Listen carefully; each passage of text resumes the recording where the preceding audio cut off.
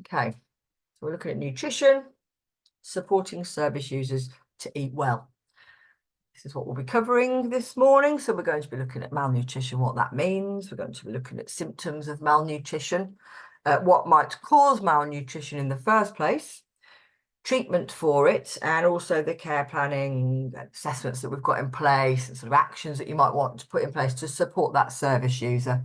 So this is a webinar suitable for both sort of residential or supported living environments, as well as the home care environment as well. So what we're first going to look at is malnutrition. So what does malnutrition mean? So malnutrition basically means poor nutrition. And when we refer to poor nutrition, what we mean is both under and over nutrition. So we mean undernutrition, i.e. not getting enough nutrients from your food. And we also refer to poor nutrition as overnutrition, so getting more nutrients than needed. We're really going to focus today, though, on sort of undernutrition and loss of weight and that type of thing. So looking at who's at risk of malnutrition, it is a common problem. It affects millions of people in the UK, especially older people or people with sort of chronic illnesses. But anyone can become malnourished. But it is more common in people who have got long-term health conditions. So health conditions that might affect appetite or their weight, or how well nutrients are being absorbed by the gut. So if people, for example, with things like Crohn's disease that affects absorption of nutrients, they could be a lot more higher risk of nutrition. People that have problems swallowing, so what we call dysphagia, difficulty in swallowing foods. Of course, if they can't get their appropriate food intake in, they're unlikely to be getting their appropriate nutrients in. And people that are socially isolated or have got limited mobility or a low income, perhaps that can affect the ability to access good, nutritious foods. So therefore, much more higher risk of becoming malnourished. Those people that need extra energy. For example, people with cystic fibrosis, people that are recovering from a serious injury or burns, for example, those with tremors, like uncontrollable shaking, all those things can burn extra energy just by the nature of their symptoms. So in burning extra energy, obviously, then you need more food intake and therefore more sort of nutrients and calories. So for people who do need the extra energy, who aren't receiving it, they could be very high risk of malnourishment. And then people who are 65 and over, age 65 and over, they are particularly at risk. Often people do lose weight when they get older, but it's not an inevitable result of old age. That shouldn't be happening. People losing lots of weight, over time, if they're not sort of big in the first place, then that shouldn't be the case. People should be able to maintain a healthy weight. We should be able to support them to do so.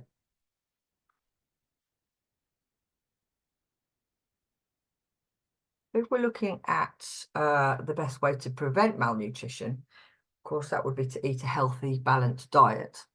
So what does that mean? So what we need to do is be thinking about providing or offering foods from a variety of food groups, from the main food groups. And those main food groups are fruit and vegetables. So plenty of fruit and vegetables to get the appropriate nutrients and vitamins from those. Starchy foods such as bread, rice, things like potatoes and pasta, they're all starchy foods. Milk and dairy foods, so your milk and your cheese and that kind of thing, and also non-dairy alternatives for those that can't or don't wish to eat milk and dairy products. So non-dairy alternatives would be calcium-rich foods, so foods that are enriched by calcium. And they can be things like rice milk, oat milk, soya milk, those types of things, and soya yogurts. That they could be sort of good non-dairy alternatives for maintaining foods with sort of high calcium in them. And then sources of protein as well. So things like meat, fish, eggs, beans, and that type of thing, lentils and all those foods. So if we're looking at symptoms of malnutrition or undernutrition, the main symptom is weight loss or unintended weight loss. So it's not always obvious when someone's lost weight necessarily, but it is something that we need to be monitoring and looking out for if someone is at risk. So most people who are malnourished will lose weight. But it is possible that they could be a healthy weight or sometimes even overweight, and still be malnourished. So still not eating the right foods to gain the right nutrients. So it's just, important to be mindful of that. They might not necessarily be losing weight if they're malnourished.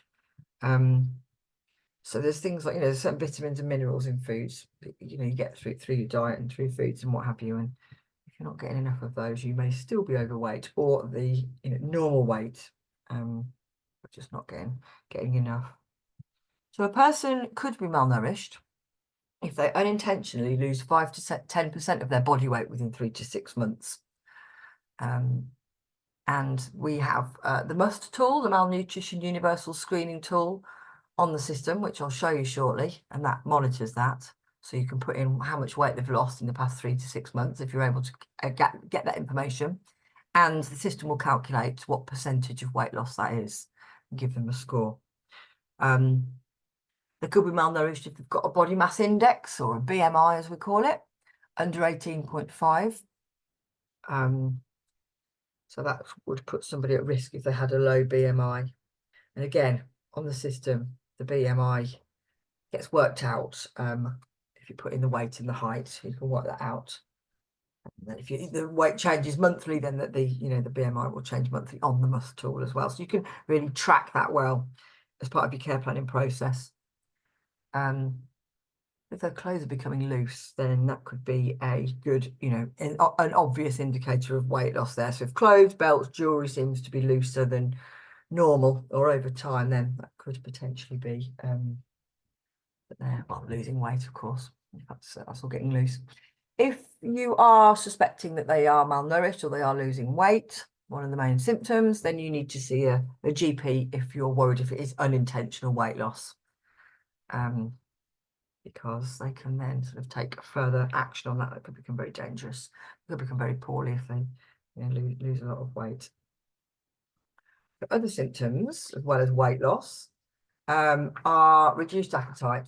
So that might be for a variety of reasons that someone's lost their appetite, might be poorly, might be a number of reasons, but a reduced appetite, of course, means lack of food, lack of nutrients.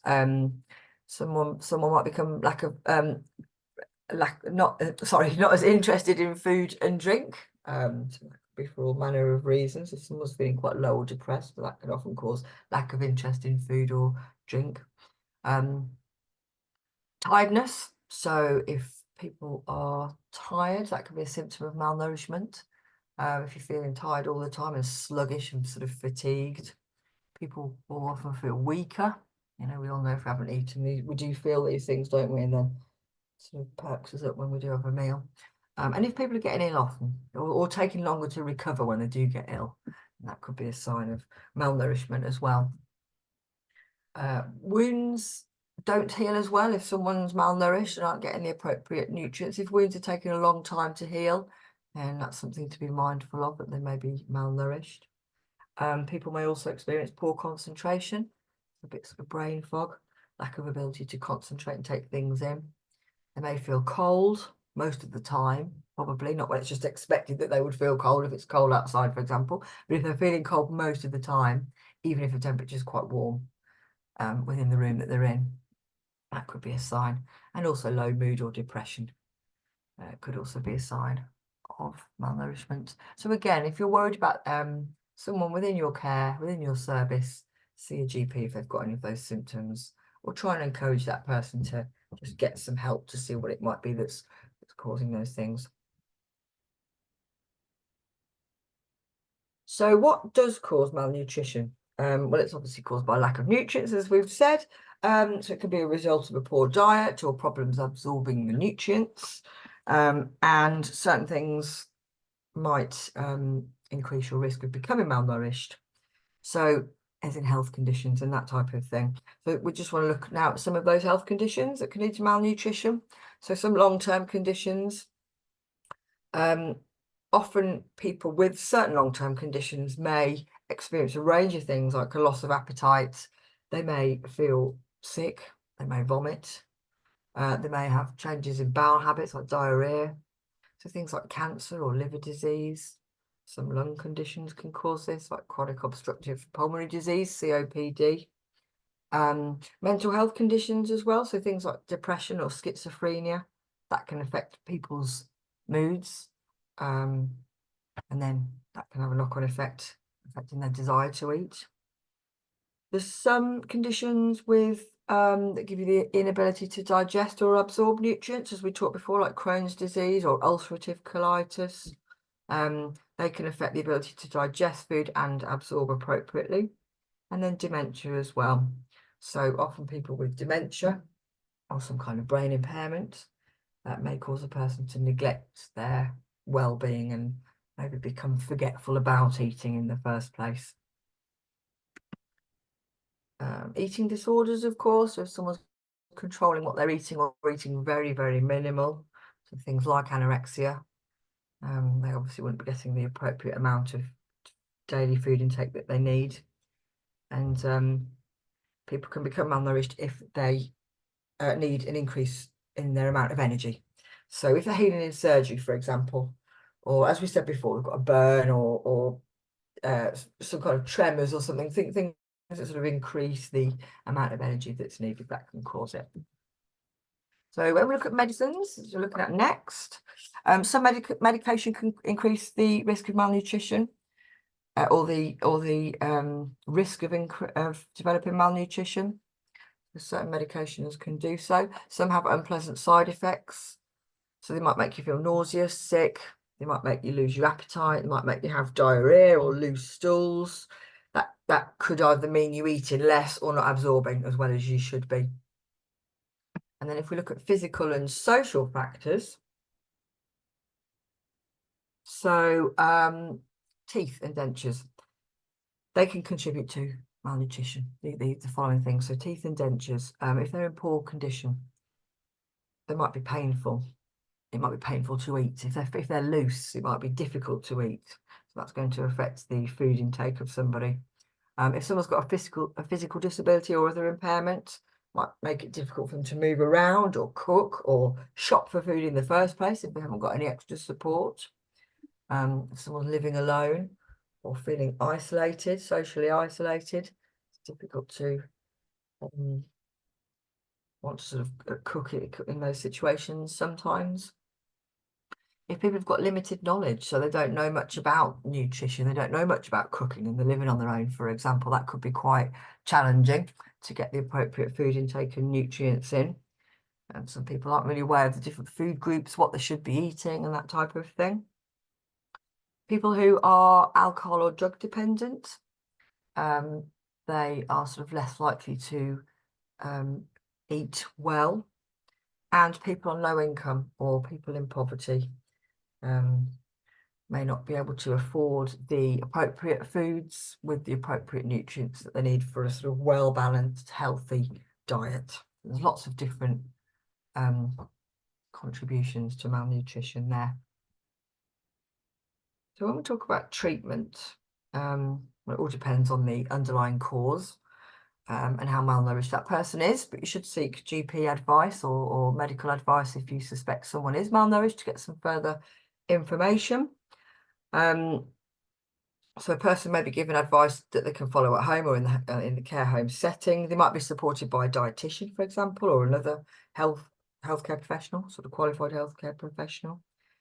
Obviously, if it's severe, they need to perhaps go into hospital, and so you do need to get advice of someone if you are worried about somebody.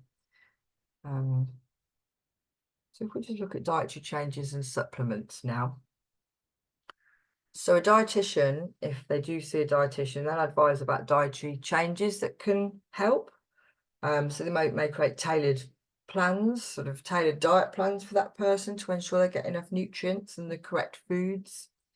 So they may suggest a healthy, balanced diet for a starter, such as having a healthy, more balanced, food intake.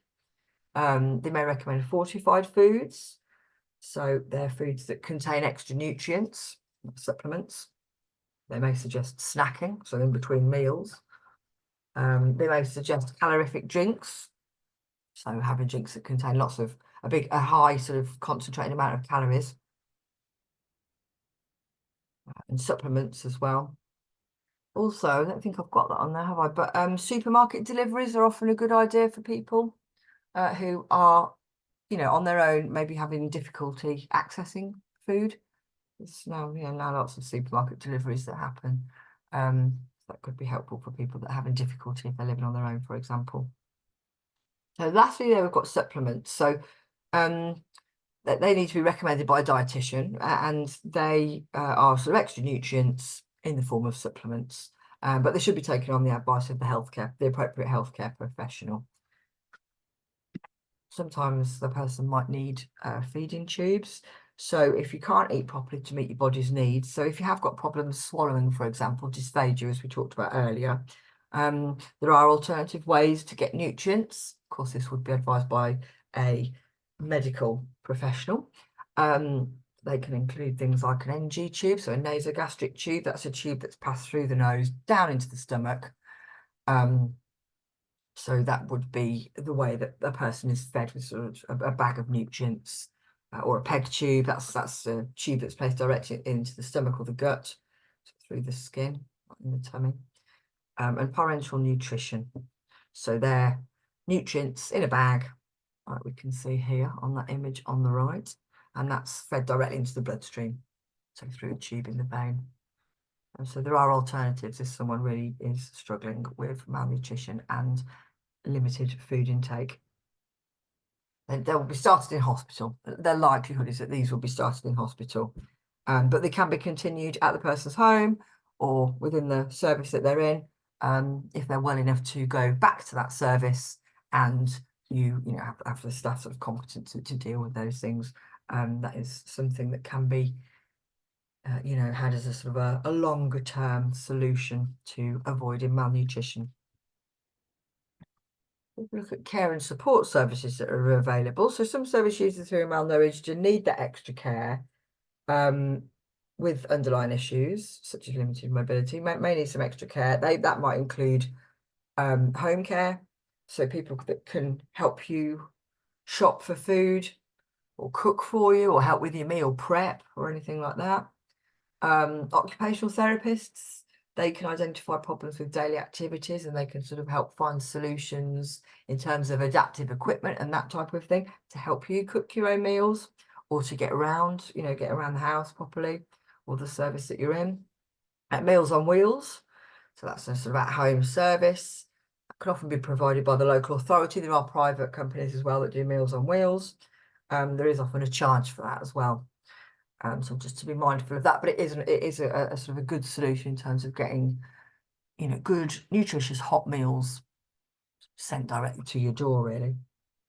And then speech and language therapy. They can teach exercises to help with swallowing problems. They can give advice about dietary changes. For example, foods that are easier to swallow, for example. They follow the IDSI sort of protocol when it comes. I can show you that when we go on the system. I've just got some examples of it. It's standardized terms for sort of consistencies of food, from sort of normal food to very thinned out food, pureed, etc. But speech and language therapists can advise on food consistencies. So we're going to go onto the system now. Let me just check and see if we've got any messages. Is it right? There's no messages on the chat so far. So what we're going to do now, I'm just going to go onto the system, and I'm going to show you an example of our care plan, as we normally do on these webinars, an example of a care plan that's in place for eating and drinking. I think we've looked this time at she's malnourished due to the fact that she's got dementia, so she forgets to eat. This particular sample label that I've used. Oh, hello. Someone got a question there. I'm muted myself. Oh, hello. I think someone's unmuted there. Perhaps sounds like they might be. Can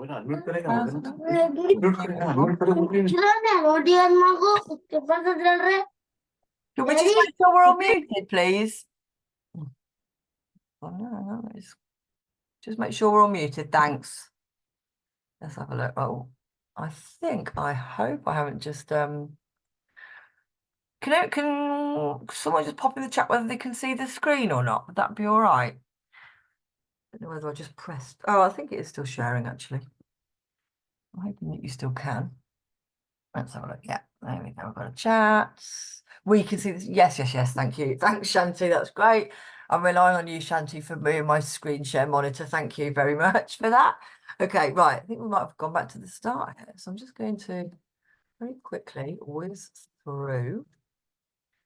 Here we go. Got a little summary here. Let's go on to, let's go on to the system. Oh, sorry, I've got too fast. Bear with. Go on to the system. We'll have a look at the care plans. I'm going to have a look at some alerts that are in place and that type of thing. We'll just see what's what. And like I say, you'll get a little resource pack with just examples of care plans and that type of thing. Here we go. Right, let's try again. Care beans examples. There we are. Okay, right. Let's have a look at our good old Sally, who we look at every month. And we'll see what we've got in place for her. Okay. So if I go into, what I'm going to do is go into her main care plan page. This is the red heart in the hands here. So I'm going to go into this and I am going to show you the care plan that we've got in place and a couple of other things as well.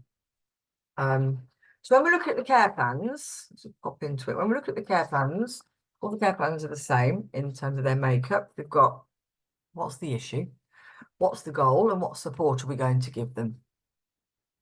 Okay. So here we go. I've got eating and drinking care plan in place for Sally.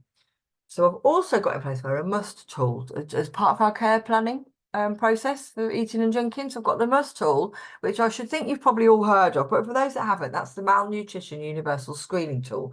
It's a recognised, validated tool. It's an evidence-based tool. It looks at malnutrition and the risk of it and gives you a set of guidelines. It's a nice one. It gives you a set of guidelines about what you should do about it. For example, keep a food chart or weigh them however frequently. Just a good one to have, that must tool.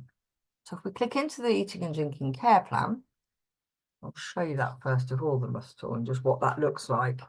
I'll also show you the alternative if you can't measure someone's weight or height. I'll show you that as well, because that's quite a useful one to have. It just helps aid your judgment on whether someone's malnourished or losing weight or whatever.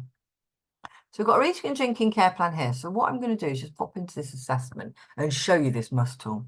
So on the weight chart, I've put a weight. I change this every month when I do a weight for her, or every week, or however often I do Sally's weight. She's got it monthly at the moment. It will change on it. It will populate onto here.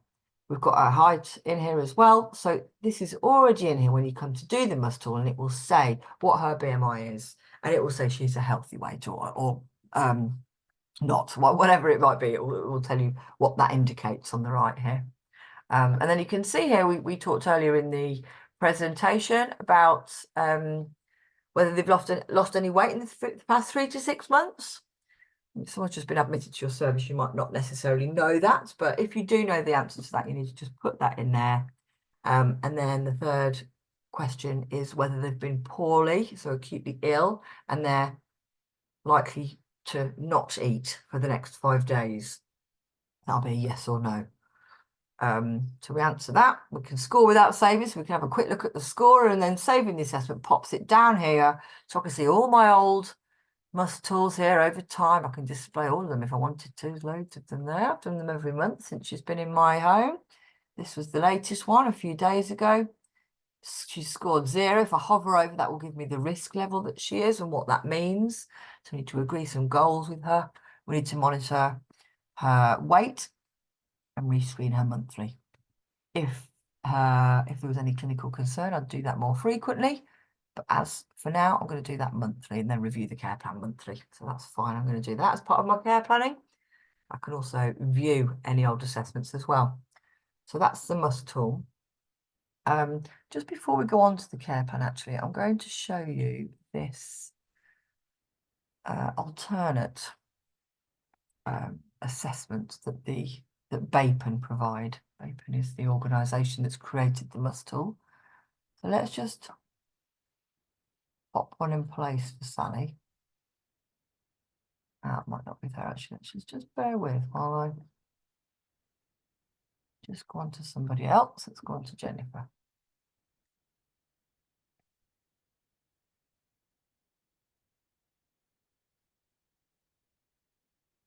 There we go. So it says nutritional risk using mid-upper arm circumference. So it's basically measuring the biggest part of the upper arm, basically. If I click on that and put one in place for her. Okay, so she's now got one here. So let's have a quick look at what this looks like. So this is for those people where you can't, for whatever reason, weigh them or get their height. Okay. This is it's an alternative tool that you can use basically. So if we click onto it, let me just show you what that looks like. We do have this available on the system as well for those that we can't do the must on. So what we will do is we would measure that mid upper arm circumference. It's like the midpoint of your arm, basically the biggest bit of your upper arm. And we do it in centimetres, so you can pop that, what that is down there. There's also, I put the name of the organisation that does it on here. You can also sort of Google that for further guidance. They've got lots of great nutritional guidance on their website. They're a really good, useful organisation. And then we can put what the estimated BMI is. So depending on the upper arm circumference there, we can sort of estimate. So we might not be able to know exactly, but this is a sort of estimation. It's aiding your judgment, really. It's not going to tell you definitives, but it's going to aid your judgment. So then you can write what your clinical impression is. You can pick a few of these. It might look thin. It might look few. It's just multi-choice basically, but anything else you can add under here. Okay. So if we think about unplanned weight loss, do we feel they've got loose clothes, jewelry, etc.? Yes or no? And then you can put the appropriate statements here. So they might have had reduced appetite, they might have problems swallowing, they might have an underlying disease that you feel is more likely to cause weight loss. Lots of different things, multiple choice again. So again, it's aiding your own judgment on that. It's sort of supporting you. Whether they're acutely ill, not likely to eat for the next few days. And then based on that criteria that you've looked at, so again, aiding your judgment, what do you feel that they're at low, medium or high risk? And then you can take the following actions. If they're on low, you'd click these 3 actions here. If they're on medium, the medium ones, high, the high ones, and so on. And then you can incorporate this as part of your care plan. So we'd save that. So that's the alternative to the must, which is also created by Bapen. So it's a validated tool. It won't give you the scores as the must does. It won't give you a definitive, but it will help aid your judgment on it.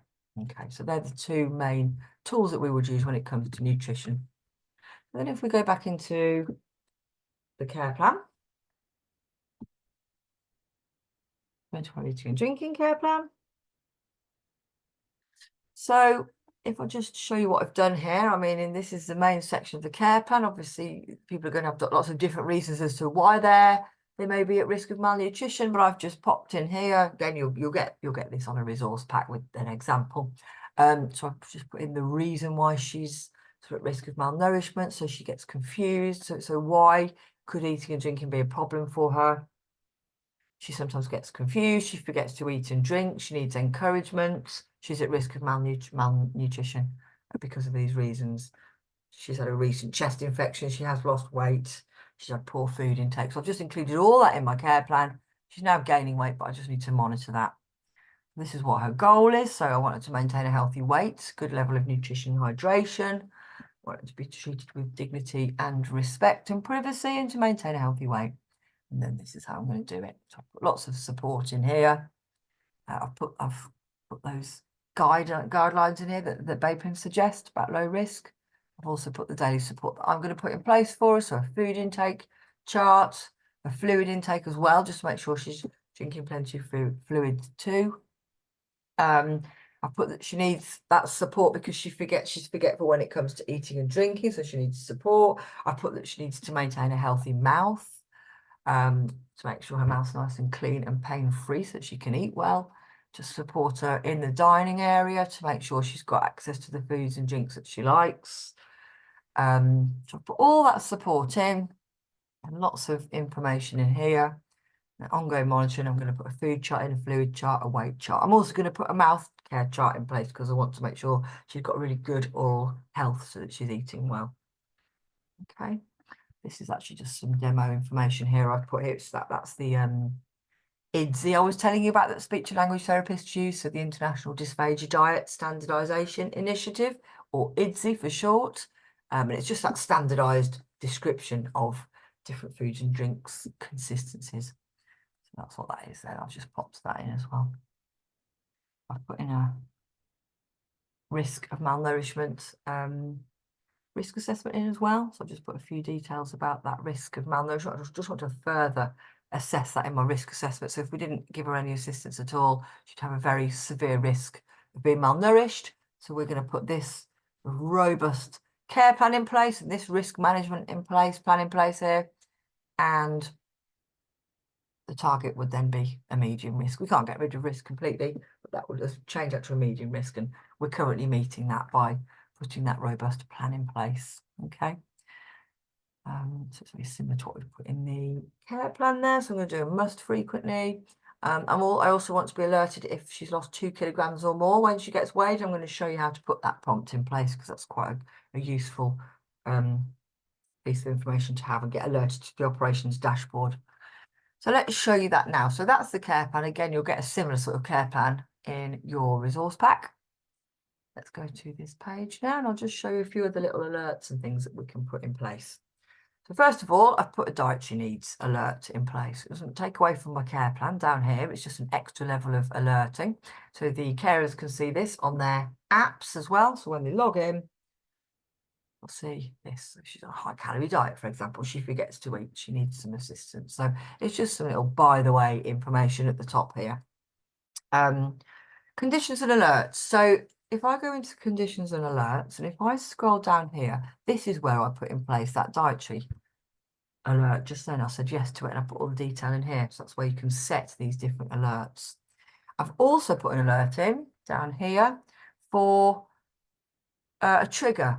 And this trigger goes to the operations dashboard, which is like the overview of the whole service. So if I put a weight chart in for Sally, which I have done, that's fine. But I also don't want to sort of necessarily not rely on the staff, but I'm not saying they're unreliable, but what I mean is sometimes things get missed if you're sort of having to physically check through all the old weights to see if any weight has been lost. But what I would suggest here is that you put in an alert. So for example, I've put in 2 kilograms so they can do her weights every month. And then if there is any weight loss of 2 kilograms or more, it's weight loss or weight gain actually, that would be alerted to the operations dashboard. So I've saved that, put that in place for. I've given her a fluid target of 2,000 mils as well. So then that would go into the operations dashboard. It would be alerted in there, so it'd be very clear that she's lost some weight, and you can take the appropriate action. And that's just a useful thing to know. And then if we look at what actions we've got in place for her, we have a fluid chart, a food chart, and a weight chart. I've also put a mouth care chart in as well, actually, but that's part of her oral health care plan. So let's just have a look and see how those look so that we're all familiar with them. So if we pop into her dashboard now. So we've put in place, well, there you go, she needs some mouth care doing. That's flashing away. I've got that to alert me every day to make sure that gets done. I could do an alert every couple of hours if I wanted to. Let's just have a quick look at the mouth care chart. Click into that. We've got a question. I shall come and have a look at that in a sec. So here we go. I've put some care instructions here. Make sure that she's free of pain and discomfort. Give her some mouth care often. This is what sort of lip balm she likes. We've got a nice tick list here and any information we want to put in there. Before I show you the rest of them, I'm just going to have a quick look at this chat. Would the system pick up if someone has lost weight over a 12-month period as a whole, not just month to month? No, Jason, not at present. At present, the system only works in that it just gives that alert that I've just said about then, about that 2 kilogram or whatever you want to put in there, weight loss. But there are ways that you could look at the reports to see what their weight has been. And I'll show you that. You can have a look at everyone's weights. That might help you with the system as it is at the moment. But yeah, we don't have that with a alert at present on the system. I'll show you the reports that we can do. So let's just have a look at those charts that we need. Right, so I'm doing a monthly weight here. So there you go. Let's have a look at the weight chart. pop the weight in there. You can put any notes in there that you need to. We've got some care instructions, so that's quite straightforward. We do actually have the last weights there as well, so you can have a quick look. So let's say she was 62 kilograms, she's now 55. That would still alert to the operations dashboard. But also, as an extra thing, we have got the last couple of weights here as well, so we can have a quick look and just see what her recent weights were, whether she's lost any weight as well. Let's have a look at the food chart. If we click on the food chart, we've got lots of care instructions here that we've put in when we set it up. We can say roughly how much she's eaten, what meal it was, and we can put some notes in there about what it was. We've also, again, got the last sort of entries in there as well, so you can have a quick look and see. If you're concerned about anything, you can always share that with the appropriate people. I've got the fluid chart as well, so as we're talking about food, we'll also talk about fluids, so we can put intake and output there as well. It might be that people are on high energy drinks or high calorie drinks, so it's important to pop those on the weight chart too. Sorry, fluid chart too. So they're the charts that I put in place just to support her over the time that she's with us there, just to see what she's eating and drinking and what her weights are. So if we just think about that, looking at the weights over the last 12 months, we can actually do that over here. So if we click onto the O for observations, I can have a look and see what her weight is. This is just a month. I could put a bit longer in there if I wanted to. I think it's just 3-month chunks on this. So if we wanted to have a look, we can do it in 3-month chunks over the last year. A few people have entered the waiting room. Let me just, I think they are a bit. You've lost signal there. Let me just let you join there. I hope you're all in now. Okay, so we can have a look at the weights here. What we can also do while we're on this page, have a look at all the service users. This might help Jason just for now, just to see what the weights are. So you can look at all service users. You might want to look for a longer period of time. Let's look from the 1st of March up to, what date is it today? 28th. Pop that in for now. Have a look at the reports.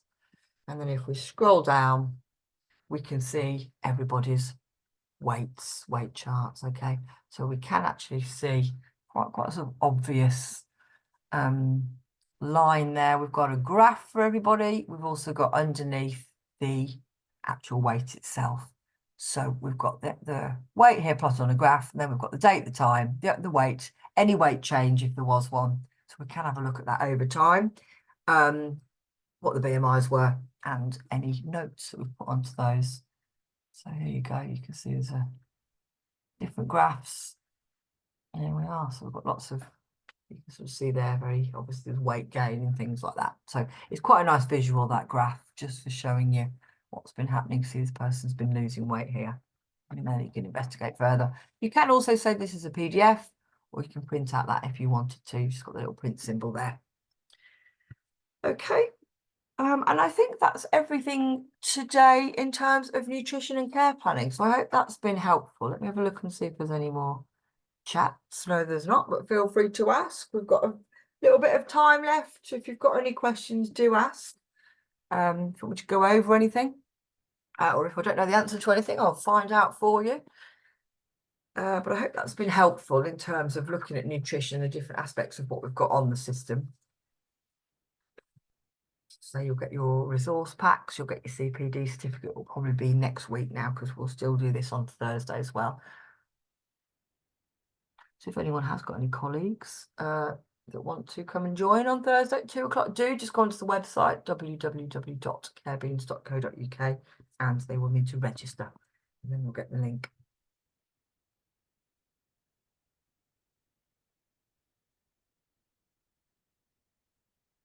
Nice of you all to join.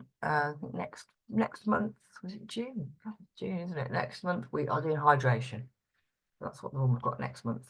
That's what we shall be doing. So if you want to register for that, hop onto the system, the website, and do so. That's not a problem. Be nice to see you all. Okay, so it doesn't look like we've got any other chat questions, so that's okay. Hopefully that means it's been nice and clear. Let's have a look. We've got one now. Let's have a look. Thanks for the info. Oh, no, that's you're welcome, Ireland. No problem at all. Thanks, Shanti. Thanks, Julie. Thanks, everyone. Thanks for joining. It looks like we don't have any more specific questions, so I hope that's been a good session for you, informative. Right, Janelle, how can we download our certificate? You will get an email sent to you. So the email that you registered with, that you got the link to the system, to the webinar, sorry. That is where you will get your CPD certificate. It's going to be next week now, probably, because we wait for the Thursday one to go, and then my colleague sends an email out to everybody that joined. The last mobility certificate is not, we don't send it to you. The email it hasn't been sent. Right, June, maybe you can just send me a private message, Janelle, if that's all right. Lucy@carebeans.co.uk will get that sorted out for you. Thanks, Louise. You're welcome. Lovely. All right then, everybody. Well, I will see you on Thursday if anyone's coming again on the Thursday. It'll be the same one on the Thursday, so it is the same nutrition webinar, and the next month is hydration. So you're welcome, Jason. Lovely to see everybody. Thanks a lot. I'm going to stop sharing now, and I am going to bid you farewell and see you next time.